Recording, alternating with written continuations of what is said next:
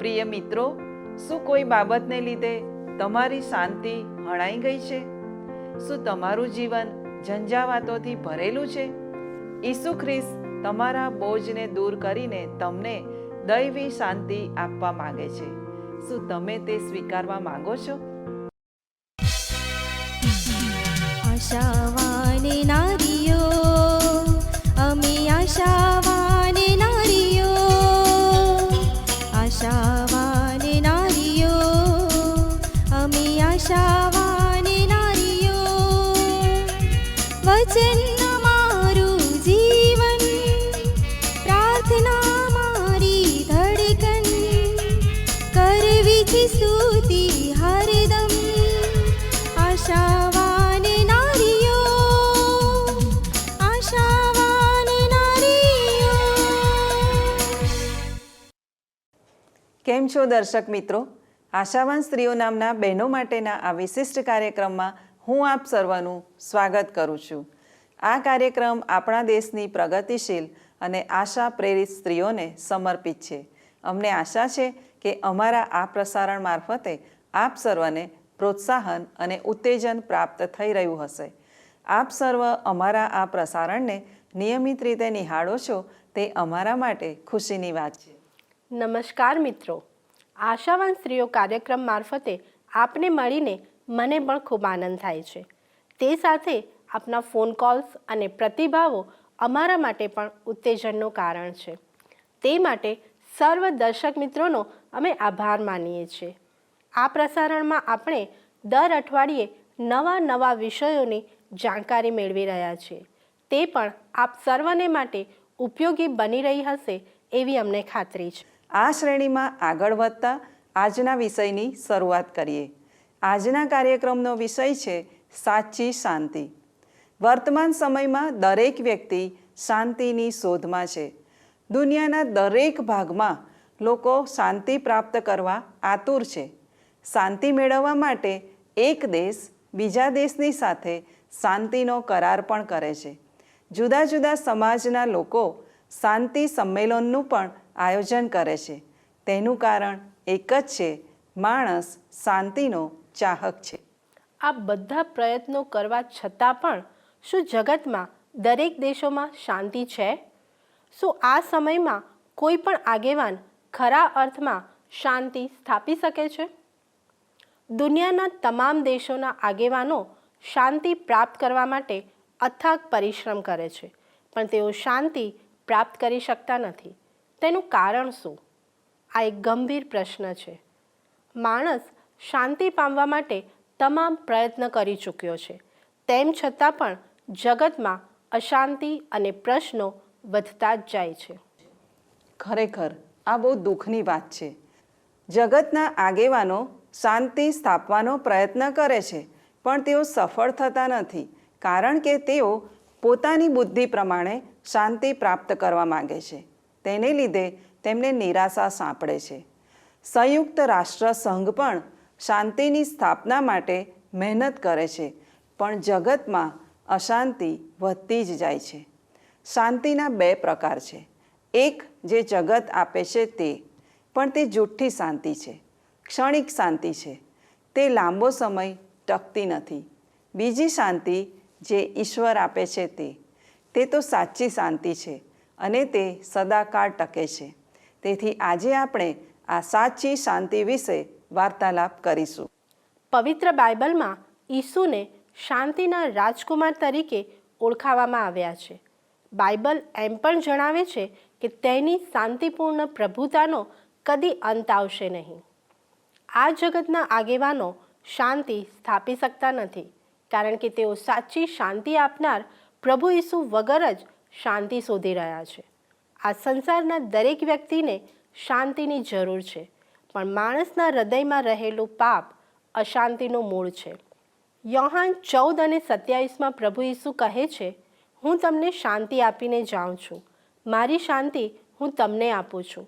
જેમ જગત આપે છે તેમ હું તમને આપતો નથી. તમારા હૃદયોને વ્યાકુળ થવા ન દો અને બીવા પણ ન દો.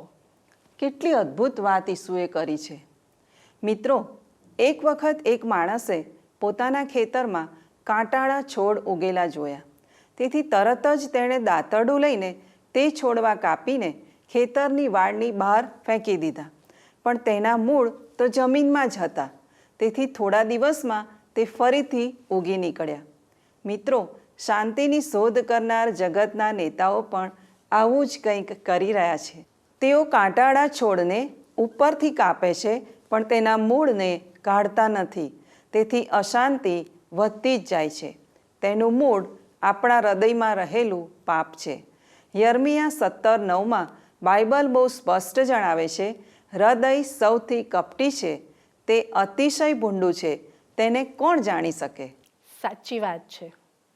જ્યાં સુધી માણસના હૃદયમાં પાપ છે ત્યાં સુધી તે સાચી શાંતિનો અનુભવ કરી શકતો નથી. આ જગતના લોકો જે શાંતિની શોધ કરી રહ્યા છે તે આવી છે. જ્યારે આપણને શાંતિની કોઈ યોજના સફળ થતી લાગે ત્યારે જ દૂરના કોઈ સ્થળે અશાંતિનો આરંભ થાય છે અને થોડા જ સમયમાં તે દરેક જગ્યા પર પ્રસરી જાય છે. ઘણા દેશોમાં સામ્યવાદ, સમાજવાદ, જાતિવાદ, નાસ્તિકતા અને આધુનિકતા પણ અશાંતિ અને વિવાદનું કારણ બની રહ્યા છે. જો તમે પણ આવી અશાંતિનો અનુભવ કરી રહ્યા છો તો આજે પ્રભુ ઈસુ તમને કહી રહ્યા છે, ઓ વૈતૃ કરનારાઓ તથા ભારથી લદાયેલાઓ, તમે સઘળા મારી પાસે આવો ને હું તમને વિસામો આપીશ. મિત્રો, ઈસુનું આ આમંત્રણ દરેક વ્યક્તિને માટે છે. પ્રભુ ઈસુ શાંતિનો રાજકુમાર છે. તે તમને સદાકાળની સાચી શાંતિ આપી શકે છે. વહાલા મિત્રો, એકવાર એક ચિત્ર પ્રદર્શનમાં ચિત્રકારોને શાંતિને લગતા ચિત્ર દોરવાનું કહેવામાં આવ્યું. તેમાં 2 ચિત્રકારો દ્વારા શાંતિ અને વિશ્રામને લગતા 2 ચિત્રો દોરવામાં આવ્યા. પહેલા ચિત્રકારે પર્વતોની વચ્ચે આવેલ એક શાંત સરોવરનું સુંદર ચિત્ર દોર્યું. આ તો જગત જે જૂઠી શાંતિ આપે છે તેનું ચિત્ર હતું. પવનનું એક ભારે તોફાન આવે ત્યારે તે શાંતિ જતી રહે છે. સરોવરમાં તોફાન થાય તો અંદર તરતી હોડીઓ અસલામત બની જાય છે. એ જ રીતે જ્યારે તમારી પાસે ધન, મિત્રો, તંદુરસ્તી અને સારી નોકરી હોય ત્યારે તમને જીવનમાં શાંતિ લાગે છે. પણ જ્યારે આ બધું જ જતું રહે છે ત્યારે તમે તમારી શાંતિ ગુમાવી દો છો. આ તો થઈ પહેલા ચિત્રની વાત. હવે બીજું ચિત્ર શાનું હતું તે પણ સાંભળો. બીજા ચિત્રકારે એક મોટા જળધોધનું ચિત્ર દોર્યું. તે ધોધના પાણીની નજીક એક નાનું ઝાડ હતું. તેની ડાળી પરના માળામાં એક નાનું પક્ષી શાંતિથી બેઠું હતું. આ તો પ્રભુ ઈસુ જે સાચી શાંતિ આપે છે તેનું ચિત્ર છે. ગમે તેવી વિપત્તિ આવે તો પણ તેના પર વિશ્વાસ કરનાર લોકોના હૃદયમાં ઈશ્વરની શાંતિ બની રહે છે. તમામ મુશ્કેલીઓ અને સંકટોની સામે પણ તે ટકી રહે છે, કારણ કે તેના જીવનમાં હંમેશા ટકી રહેનાર સાચી શાંતિ છે. જોયું ને મિત્રો, સાચી શાંતિ અને જૂઠી શાંતિમાં કેટલો મોટો તફાવત છે. જો તમે શાંતિના રાજકુમાર ઈસુને તમારા હૃદયમાં સ્થાન આપશો તો તે તમારા હૃદયને સાચી શાંતિથી ભરી દેશે.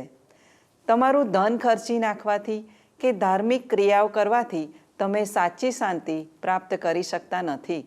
પણ જ્યારે તમે જીવંત અને સાચા ઈશ્વરને તમારા હૃદયમાં સ્થાન આપશો અને તમારા પાપોની માફી માગશો ત્યારે જ તમે તે શાંતિનો અનુભવ કરી શકશો.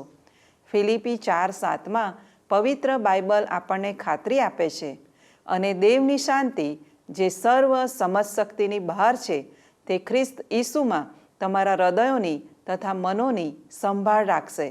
શું તમે આ પ્રકારની શાંતિ પ્રાપ્ત કરવા માંગો છો?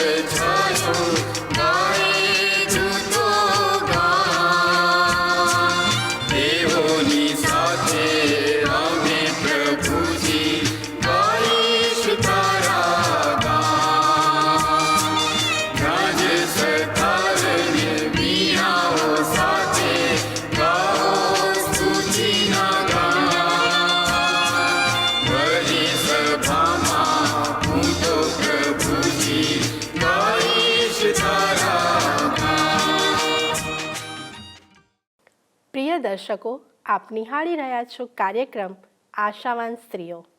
આજે આપણે સાચી શાંતિ વિષય પર વાર્તાલાપ કરી રહ્યા છીએ. હું, તમે અને દરેક મનુષ્ય સાચી શાંતિની શોધમાં છીએ. ઈસુ ખ્રિસ્ત શાંતિના રાજકુમાર છે. તે આપણને આવી શાંતિ આપી શકે છે. આપણા પાપી જીવનને લીધે આપણે અશાંતિનો અનુભવ કરીએ છીએ. જ્યારે આપણે પોતાના પાપોનો પસ્તાવો કરીને ઉદ્ધારના અનુભવમાં આવીએ છીએ, ત્યારે આપણું હૃદય શાંતિ અને આનંદથી ભરાઈ જાય છે. ઈસુએ વધસ્તંભ ઉપર આખા જગતના પાપોને માટે બલિદાન આપ્યું અને મૂલ્યવાન લોહી વહેવડાવ્યું.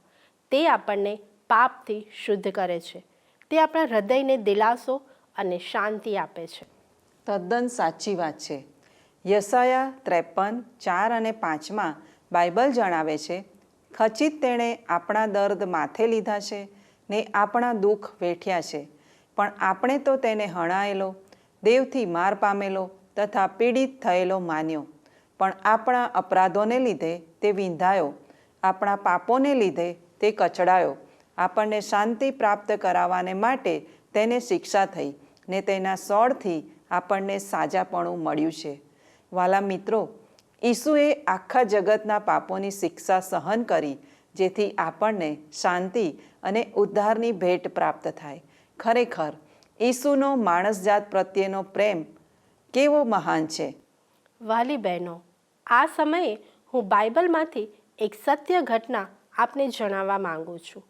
એક વખત પ્રભુ ઈસુ તેમના શિષ્યો સાથે ગાલિલના સમુદ્રમાં હોડીમાં બેસીને સામે પાર જઈ રહ્યા હતા.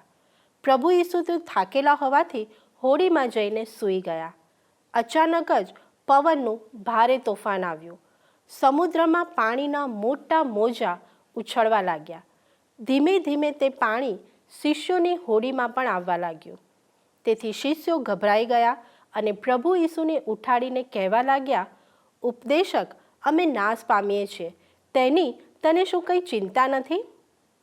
શિષ્યોને ડરી ગયેલા જોઈને પ્રભુ ઈસુ તરત જ ઊભા થયા.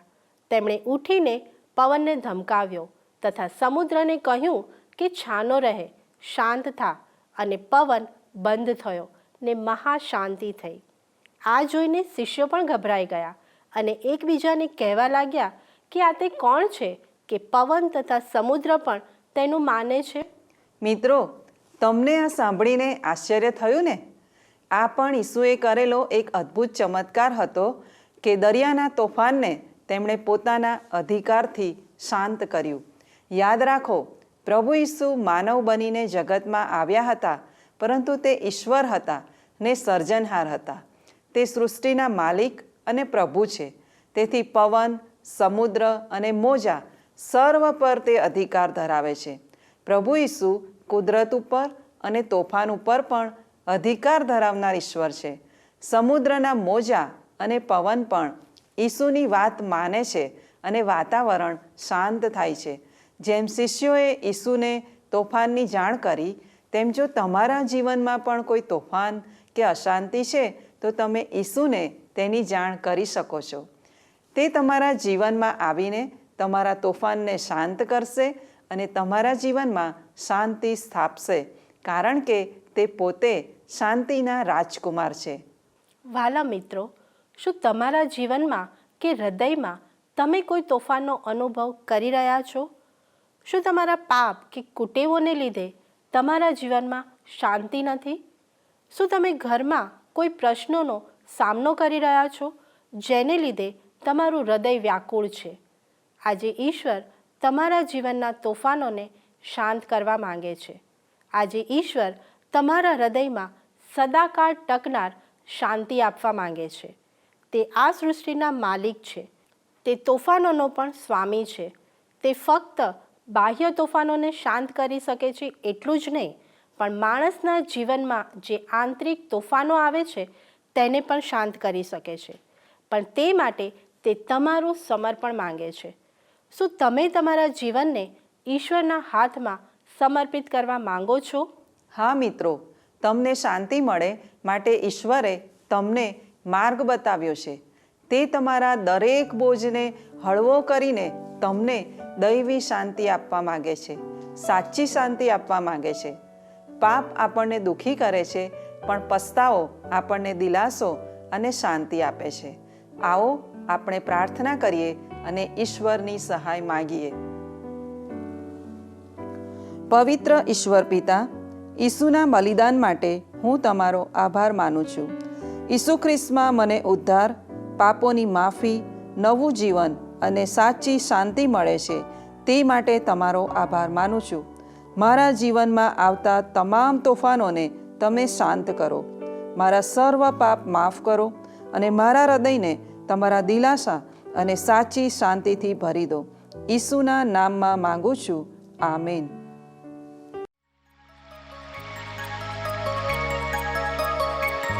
જેમ પાણીના નાળાને સારું હરણ તલપે છે, જેમ પાણીના નાળાને સારું હરણ તલપે છે, તેમ હે દેવ તારે સારું મારો આત્મા તલપે છે. તેમ હે દેવ તારે સારું મારો આત્મા તલપે છે.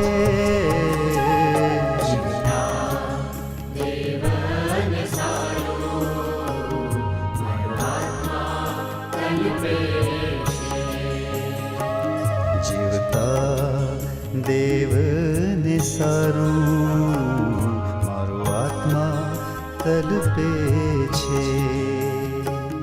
ક્યારે દેવની આગળ હાજર થઈશ, ક્યારે દેવની આગળ હાજર થઈશ.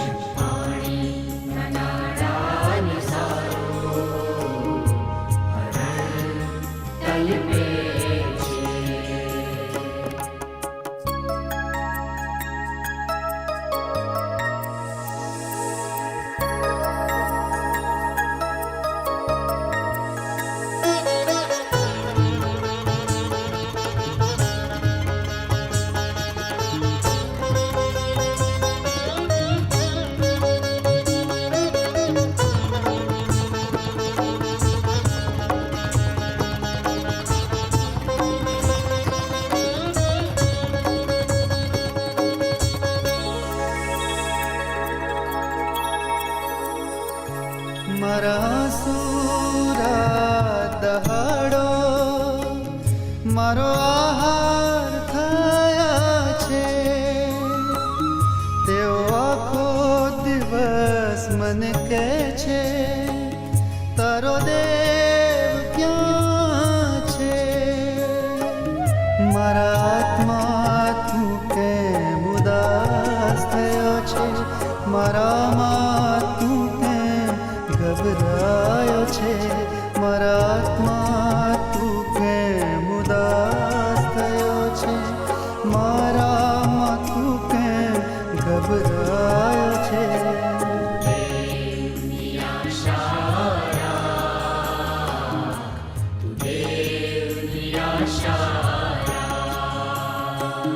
તેની કૃપા દ્રષ્ટિની સહાયને માટે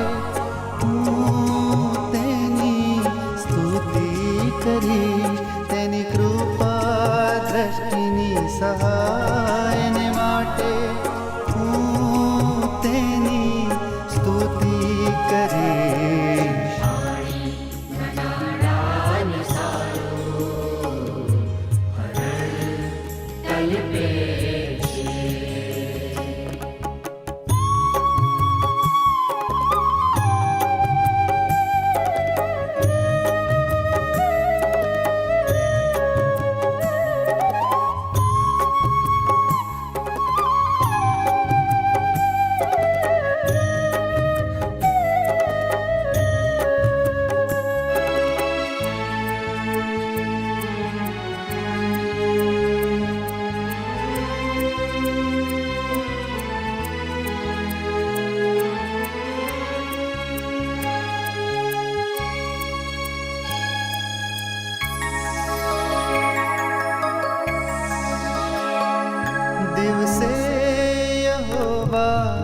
પોતાનો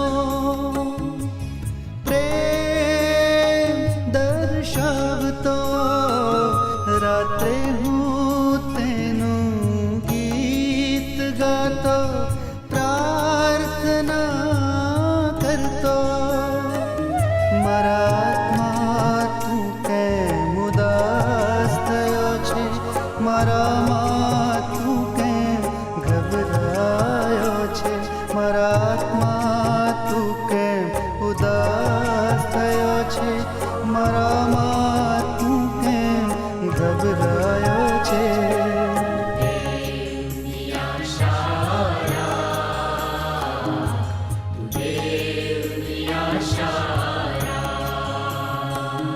જે મારા મુખનું તારણ મારો દેવ છે તેનું હું સ્તવન કરીશ જે મારા મુખનું તારણ મારો દેવ છે તેનું હું સ્તવન કરીશ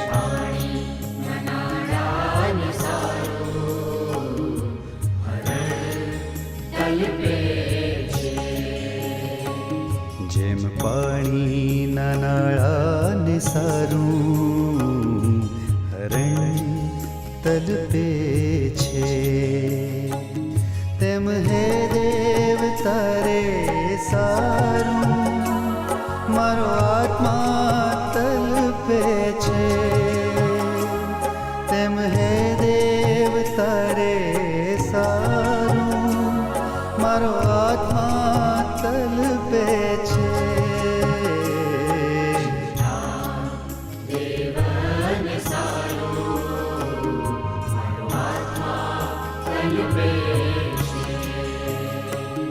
જીવતા દેવને સારું મારો આત્મા તલપે છે ક્યારે દેવની આગળ હાજર થઈશ ક્યારે દેવની આગળ હાજર થઈશ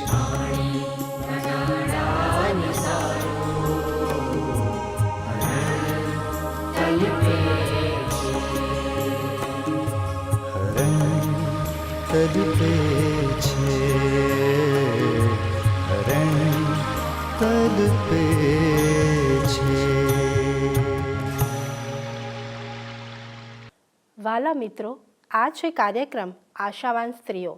શિષ્યોએ જોયું કે સમુદ્રના તોફાનને ઈસુએ શાંત કર્યું. ત્યારે તેઓ પણ ઈસુને વધારે સારી રીતે ઓળખી શક્યા કે તે કુદરત ઉપર અધિકાર ધરાવનાર પ્રભુ છે. આપણા જીવનમાં પણ જ્યારે સંકટરૂપી વાવાઝોડા આવે અને શું કરવું તેની સમજ ના પડે ત્યારે આપણે સર્જનહાર ઈશ્વર પાસે દોડી જઈએ. તે આપણી સાથે રહેનાર અને મહાશાંતિ લાવનાર આપણા સ્વર્ગીય પિતા છે. મારી વાલી બહેનો, ઈશ્વર ઈચ્છે છે કે આપણે તેમના પર વિશ્વાસ રાખીને જીવન જીવીએ. તે બધું જ કરી શકે છે એવો વિશ્વાસ આપણામાં હોવો જોઈએ. ઈશ્વર તો સર્વશક્તિમાન છે, પણ તેમની શક્તિઓને જાણવા આપણી પાસે પૂરતો વિશ્વાસ હોવો જરૂરી છે. યશાયા 26:3 બાઇબલ જણાવે છે, દ્રઢ મનવાળાને તું શાંત જ રાખીશ, કેમ કે તેનો ભરોસો તારા પર છે. મિત્રો, જો તમે ઈશ્વર પરના વિશ્વાસમાં મજબૂત છો તો તમે શાંતિમય જીવન જીવી શકો છો. હા મિત્રો, જ્યારે તમે ઈશ્વર સાથેના સંબંધમાં વૃદ્ધિ પામો છો ત્યારે જીવનમાં ગમે તેવી મુશ્કેલી કે સંકટ આવે તો પણ તમે શાંતિનો અનુભવ કરી શકો છો, કારણ કે ઈશ્વર તમારી સાથે છે. ઈશ્વરની શાંતિ તમારા જીવનમાં રહે છે અને તમને દરેક પ્રકારની ચિંતા, ગુસ્સો અથવા અશાંતિ ઊભી કરનાર બાબતો પર વિજય પામવા સહાય કરે છે. યોહાન 16:33 પ્રભુ કહે છે, મારામાં તમને શાંતિ મળે માટે મેં તમને એ વચનો કહ્યા છે. જગતમાં તમને સંકટ છે, પણ હિંમત રાખો, જગતને મેં જીત્યું છે. વાલા મિત્રો, આજે આખા વિશ્વમાં દરેક વ્યક્તિ શાંતિ ઝંખે છે અને શાંતિ મેળવવા માટે બધું જ કરવા તૈયાર હોય છે, પણ ઈશ્વર સિવાય બીજું કોઈ તમને સાચી શાંતિ આપી શકતું નથી. તે યાદ રાખો. એક માણસ પરદેશ સ્થાયી થવા જઈ રહ્યો હતો. તેથી તેણે પોતાની બધી વસ્તુઓ વેચી નાખી અને અમુક વસ્તુઓ ગરીબ લોકોને આપી દીધી. તેનો પડોશી પણ ગરીબ હતો. તે માણસે તેને બોલાવીને પૂછ્યું, તારે શું જોઈએ છે? તને મારા ઘરમાંથી જે જોઈએ તે લઈ જઈ શકે છે. પણ પેલા ગરીબ પડોશીએ કંઈ પણ લેવાની ના પાડી. તેથી પેલા માણસે તેને પૂછ્યું કે હું પરદેશ જઈને તારા માટે કંઈક મોકલીશ. બોલ, હું તારા માટે શું મોકલું? પૈસા, કપડાં કે ખાવાની વસ્તુ? આ સાંભળીને ગરીબ પડોશીએ ધીમેથી જવાબ આપ્યો, ભાઈ, મને તો શાંતિની જરૂર છે. શું તું મારા માટે થોડી શાંતિ મોકલી શકીશ? પ્રિય દર્શક મિત્રો, શું તમે પણ શાંતિની શોધમાં છો? શું તમારું જીવન અશાંત અથવા મુશ્કેલીઓથી ભરપૂર છે? પ્રભુ ઈસુ આજે પણ તમારા જેવા લોકોને શોધી રહ્યા છે, જેથી તે તમારા જીવનમાં શાંતિ આપી શકે. પણ તે માટે તમારે ઈસુના ચરણોમાં આવવાની જરૂર છે. અમને આશા છે કે અમારો આ કાર્યક્રમ આપ સર્વને માટે શાંતિ લાવનાર બન્યો હશે. જો આપના જીવનમાં શાંતિ નથી અને આપ ઈચ્છો છો કે અમે તમારા માટે પ્રાર્થના કરીએ, તો આપ અમારો સંપર્ક કરી શકો છો. સંપર્ક માટે અમારું સરનામું નોંધી લેશો.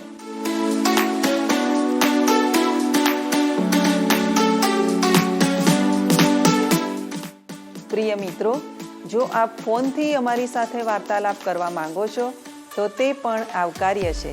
તે માટે અમારો ફોન નંબર છે 94 29 37 55 12 9429 37 5512.